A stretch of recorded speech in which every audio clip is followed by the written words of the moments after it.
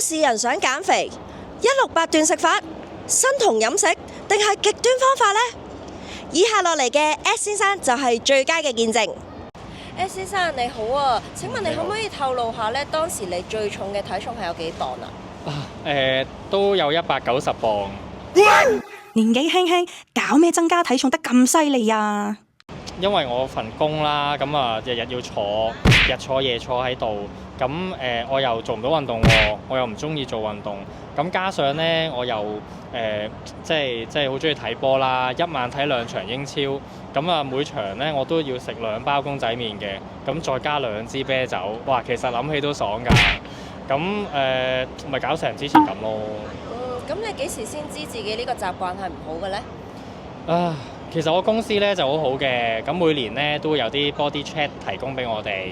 咁我有一年啊，終於鼓起勇氣咧，就去做呢個身體檢查啦。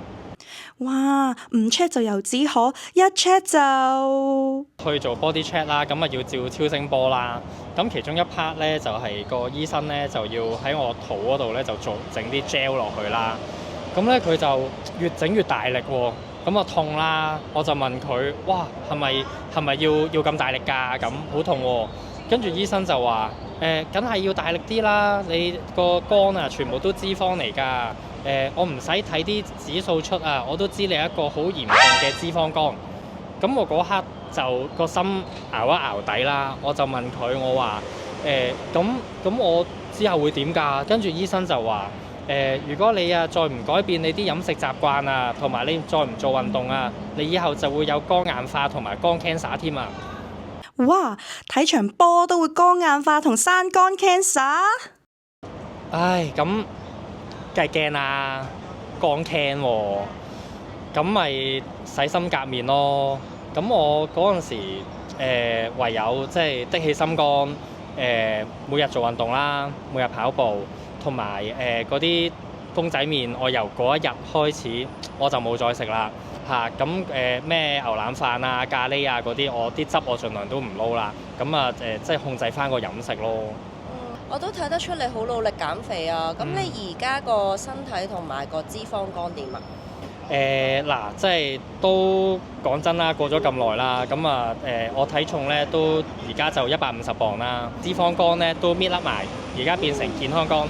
最後想請教下你有咩減肥心法呢？其實我覺得最緊要係個心態咯，要自律，即係譬如話應承咗自己絕對唔可以食嘅嘢咧，就絕對唔可以食。咁間唔中食下一次都得嘅，因為即係獎勵下自己啦咁樣。曾經有人話過，一件事連續做21日就會變成你嘅習慣。咁我自問當初都係好努力咁樣每日去跑步，咁我 keep 住連續跑咗2年，每一日都冇停過咁樣跑。咁我覺得就係呢份恆心，令到我長線換嚟我嘅回報咯。聽完 S 先生嘅分享，真係好勵志啊！呢個時候交翻俾廠嘅同事。